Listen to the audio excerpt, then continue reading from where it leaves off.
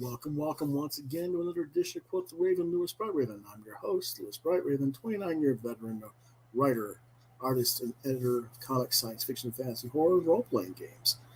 And today is day 11 of Booktober. Actually, yesterday was day 11, but I had some stuff going on at the house, so I couldn't do a video yesterday. So we're going to do two videos today. This is what would have been airing yesterday if I had been able to do it. And our discussion for day 11 is the Immortal Hulk, volumes 1 through 3 trade collections, and trade paperback from Marvel.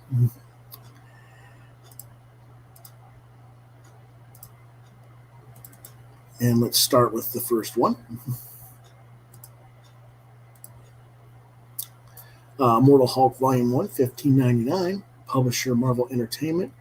Writer is Al Ewing with Jim Zub and Mark Waid for one chapter. Artists are Joe Bennett pencils, Roy Jose inks, Paul Hornsheimer, Marguerite Savage, and Gary Brown, each pencil inked and colored for different segments as well. The regular colors, the main colors are by Paul Mounts and Maury Hollowell. The genre is superhero horror, and these stories were originally released in June 2018, roughly starting in the singles, and this collection came out in 2019. It collects Immortal Hulk number 1 through 5 and Avengers set number 684. And what it's about.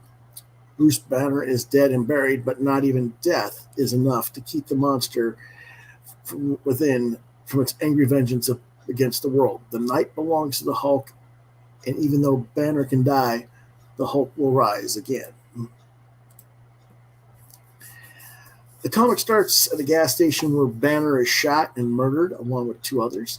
The world already thinks he's dead and permanently, and they don't know he has already arisen and come back. But what happens is at nighttime he transforms into the Hulk regardless, and that effectively brings Banner back magically, basically, as far as I'm concerned. His body transforms to the Hulk in the morgue, and he goes to hunt down the killer who shot him in the head, taking out a local gang of drug dealers and thugs. This draws the attentions of one Jackie McGee, reporter for a local Arizona newspaper, and she tracks the clues to hunting down Banner. Meanwhile, Banner and Hulk are doing their own investigating and learn that there's a gamma radiation leak in a town Banner stops in. He calls it into the Environmental Protection Agency, but the Hulk side of him knows this is something that he will have to deal with. They track down the source of the gamma radiation to find a physicist and biologist, Dr. Fry, who experimented with gamma radiation and took a gamma radiation injection himself with seemingly no adverse reaction. But then he gives it to his son, who dies almost instantaneously, and now there are other bodies as well. Anybody who comes to grieve his son gets radiation sickness, dies, and then that chain of exposure continues to the families of those who visit those dead, and so on. And Fry is hiding up in a cave area over above the town, and the guy tries to kill Banner, and he's kind of pretty much killing from the radiation sickness, but he turns into Hulk, and the Hulk absorbs all the radiation and buries the doctor, who can't die either due to his own exposure to this gamma radiation, deep inside the cave to think about what he's done, and it drives the man mad. The next issue, Walter Lankowski, also known as Sasquatch of Alpha Flight, meets up with Jackie McGee, which, by the way, is a nice nod to the Bixby TV show, even if they do race and gender switch the character from a white guy to a black woman. And Ewing sort of has a reason for it, but we'll talk about that in a little bit. Anyway, we get a brief cap of Lankowski and Banner's history, one that I did not remember being as such, where Lankowski was Banner's roommate in college, and how Lankowski became Sasquatch. I'm not saying it's not accurate, I just don't remember it that way, probably because it's been so long since I read the Alpha Flight stuff, and there's a lot of stuff that I haven't read that much of modern-wise, so that they could have probably put that in there, and I just didn't know. Anyway, as the pair stop to inquire about things at the same town that Banner is in, Lankowski gets stabbed in the back and is rushed to the local hospital. Banner catches wind of this and meets McGee at the hospital and warns her that Sasquatch may come out like the Hulk does with him, which of course Sasquatch does, and the duo end up having a knockdown, drag-out fight until Hulk realizes it's not Lankowski in the form of Sasquatch, but Banner's own malevolent father's spirit. Hulk apparently now feeds on gamma radiation. I didn't quite understand that, but okay. So he just absorbs all the gamma radiation out of the Sasquatch, which turns Lankowski back to human, all healed up, of course, because once you've transformed into your monster, you get magically healed from wounds that you had in human form. But supposedly he'll never become Sasquatch again. McGee is there and Hulk confronts her. Why are you following me across the country? Again, her papers in Arizona, and now these events are taking place in Minnesota. She divulges that the Hulk destroyed her home and family when she was 15, and she wants answers as to why. But first, one question: how does she become like the Hulk? Which is kind of a weird thing, but I'll show you. It's both Hulk and Banner psychically are like very much, what the hell? Yeah, what are you talking about? And tell her to just go home and let it be. Why does she want to be like Hulk? Because, of course, he's a white dude, so the world made every concession to him. They tried to rehabilitate him, send him off to his own planet, etc. throughout the years, whereas she can't get all ragey because she's a black woman. And so she wants the power to change so people might be sympathetic, apparently. Yeah, I know it's all SJW Black Lives Matters bullshit, and it's not like it doesn't have any... The thing is, it's not that it doesn't have weight of truth behind it. It does, to some level of degree, and both Hulk and Banner know it, but it's kind of a snide remark and snide angle that Ewing went with there, and he doesn't really do anything more than that one scene of it, and it doesn't go well. Anyway, after the Hulk leaves, he sees his father in the reflection of a car window instead of Bruce's reflection, implying that when he absorbed the gamma radiation from Sasquatch, he has now absorbed the essence of the father as well. So whereas Banner is this abusive prick of a father now in control of the Hulk? We don't know. End of Volume 1. I'm going to say this is the best writing I've seen out of Al Ewing. I've never really been impressed with his work. I've tried many times, different things. He just never been my thing. That's one of the reasons why I hadn't read this series yet, even though many people suggested I should. But I can see why people have been demanding that I read and review this work. Now, having really kept up with recent events with Hulk, I'm not entirely sure I understood how or why the Hulk is immortal, while Banner isn't, but that's not much of a deal breaker. Ewing does a high amount of fan service in this book as well. There's a lot of nods to previous elements of canon, like how Hulk having control at nighttime, which was pretty much how it was early on in the 60s, and again, while Peter David wrote Hulk when he was in the Grey Hulk mode in the mid to late 1980s. The McGee character that I mentioned earlier, the medical equipment that is drawn from Lankowski when he's using in flashback to show how he was transformed into Sasquatch, are clearly derived from the 70s Bixby and Lou Ferrigno TV show, and there's other elements as well. It's all cute, and I'll give the credit to the guy for managing to do it fairly well. It's sort of like having little Easter eggs in the story. But I don't really get the whole Green Door part. Pretty sure it's canon in more recent Hulk stories, but I really haven't read those out of a lack of interest. And this sort of left me indifferent because Ewing doesn't really explain it in this volume. He does get to it a little bit later in the run. Joe Bennett's art is okay. I'm not wowed by it, as so many people have told me I would be, but I didn't expect to be, so it really wasn't that much of a letdown. I think it's a little bit inconsistent. I'm not sure if that's his pencils or how Rip Jose is inking him. It looks like it could be a little bit of both. When he's doing a nice, clean, thin line art, it works. It looks really nice, and it reminds me a little bit of early Mike Golden and Tom Rainey. But when the line weight gets a little bit thicker, it gets a little iffy in spots, and it's not as consistent as I would like it to be and think it should be, because it just looks like it's rushed when the line weight gets a little too thick at different pages and different issues. Next is Volume 2, The Green Door, which, of course, now explains what The Green Door is. $15.99. This collects issues 6 to 10. Again, the writer is Al Ewing. The artist for issue 6 is Lee Garbett. Joe Bennett pencils 7 through 10, with Martin Simmons doing a flashback sequence with Crusher Creel, the Absorbing Man pages, against, again, Rui. Jose does the inks, colors by Paul Mounts. Of course, now Bruce Banner is alive and on the loose. Now the entire world knows it. Soon the Hulk finds himself hunted once again, this time by the government, by a Alpha Flight, the mysterious Shadow Base, and the Avengers. Someone's going to find him first, but which option is the least bad?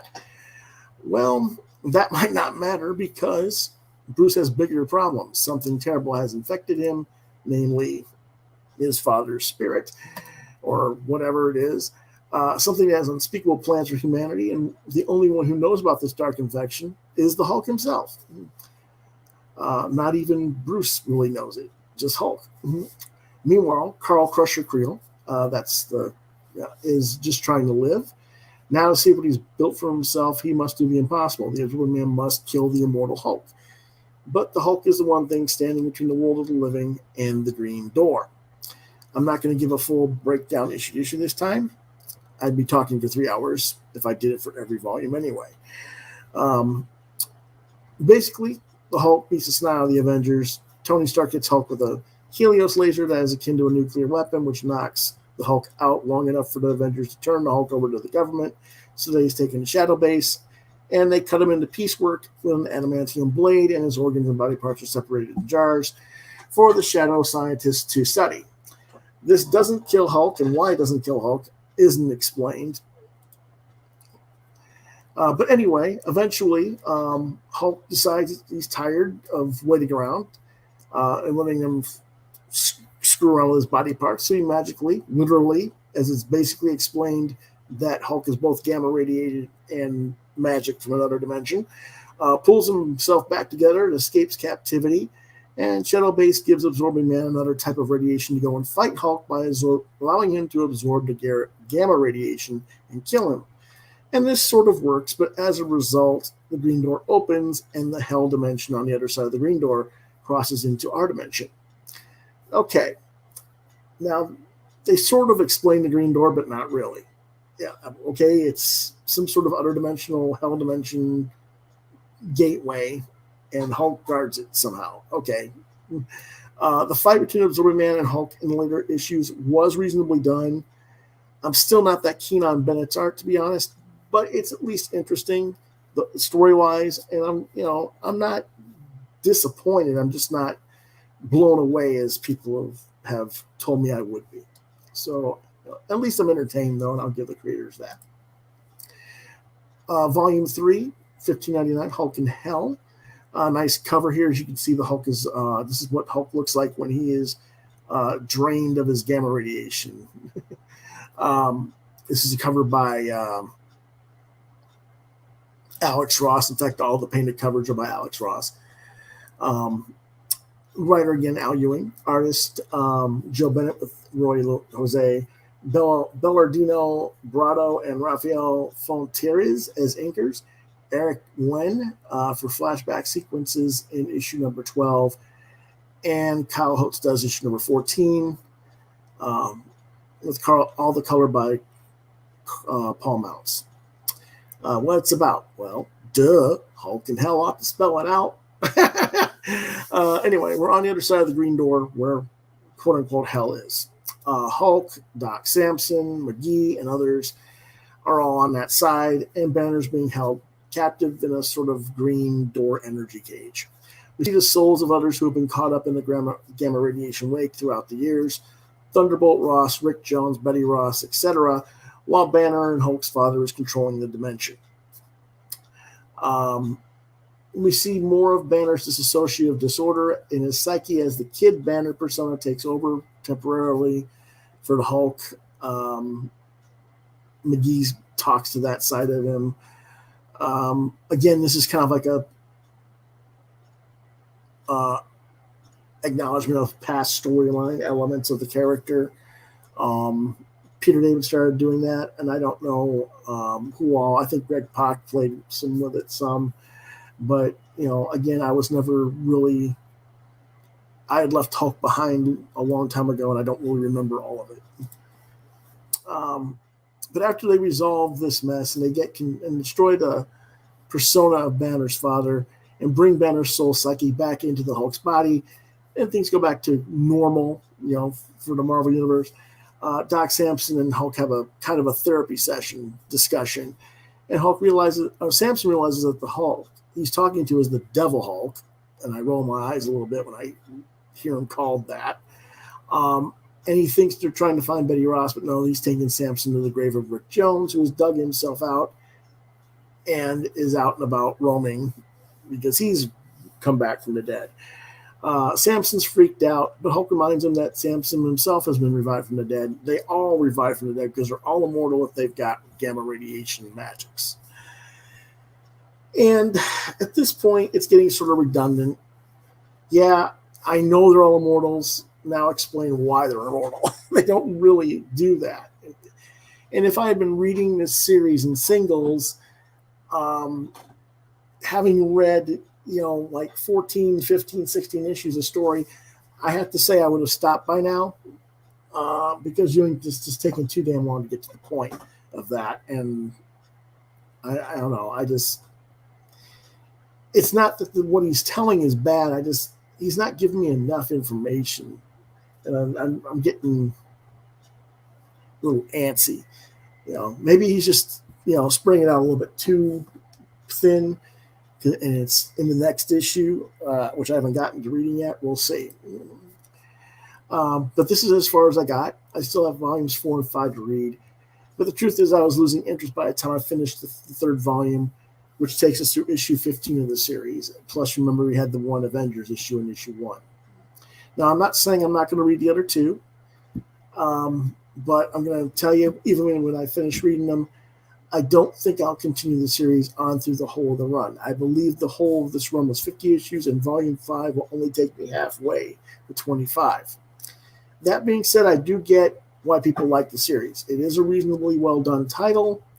I'm just personally not really keen on Bennett's art, but I still can't say he does a bad job by any means. He does a decent enough job.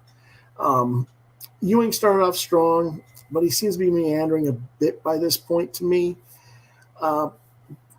Sadly, for all the hype this book has received, it in no way, shape, or form measures up to the hype that the book received and what I've been told, that I was missing out on. That doesn't mean it's not a good series. It just means that it's been overhyped to the level of expectation that people have inferred I should have had is much too high for what the series can possibly live up to. I do give it an overall rating of 3.5 stars based on what I read, skewing a little bit more to maybe 3 3/4 stars, but I can't really make the graphic work 3 3/4, so I'm giving it 3.5 because it's not quite a 4, at least from what I've read. Now, maybe I'll change my mind and give it a 4 after I've read 4 and 5. We'll see. Here's some of the artwork by Joe Bennett and Roy Jose, with color by Paul Mounts. This is Hulk after the gunman who shot him dead and shot a little girl who was 12 years old, Sandra Ann Brockhurst. And he's after the guy to get basically vengeance. It's nice looking art for what it is.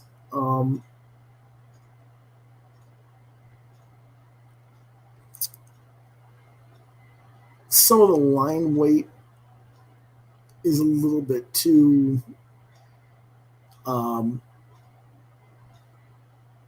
similar to one another. Some of the depth perception is a little bit weak in my opinion.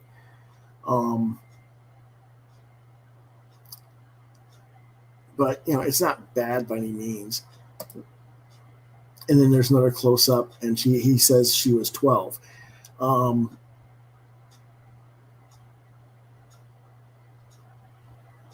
I did notice that the moon was a little bit darker purplish compared to the bright moon. This is the very next page that you're seeing. I would have liked to have seen that done correctly and had a little more highlighting in there that way. But it is what it is.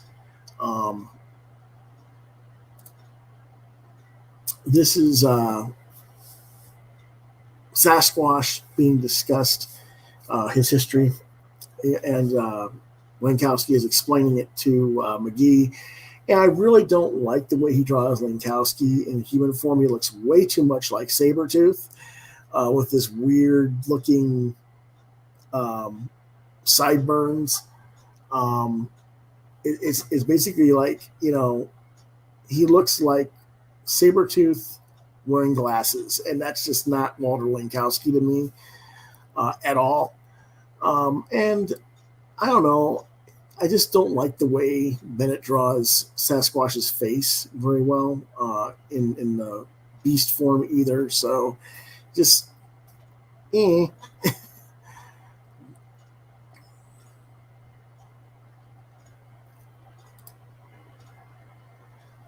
this is from volume 2, and this is where the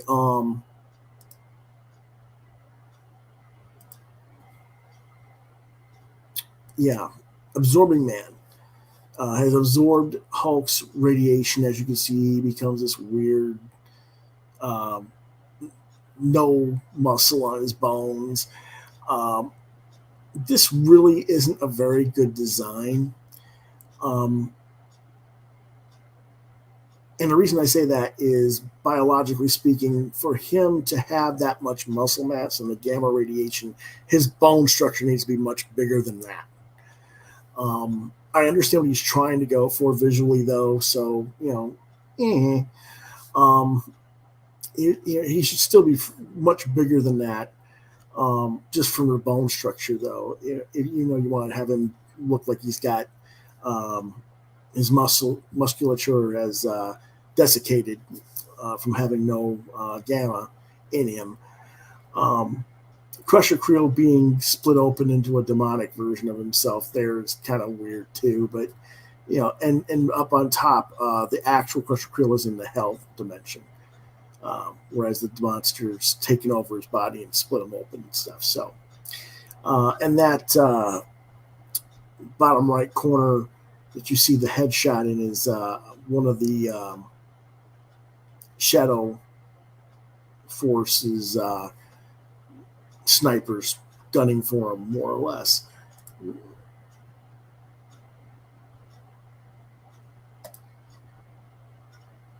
Again, here we are with Hulk being reduced to nothing. And even here, you can see that he's supposed to be still quite large, based by the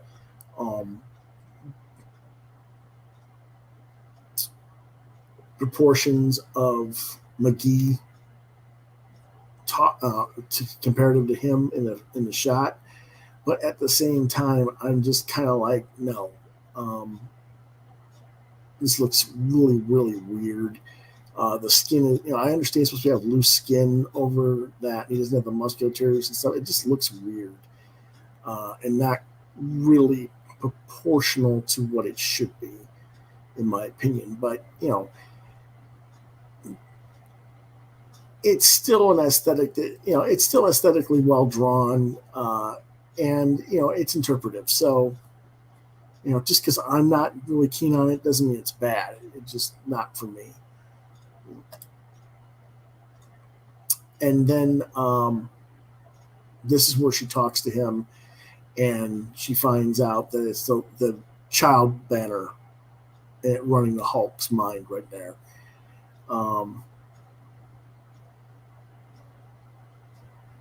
And, it's not bad. Again, I see a little bit of Tom Rainey in this. I see a little bit of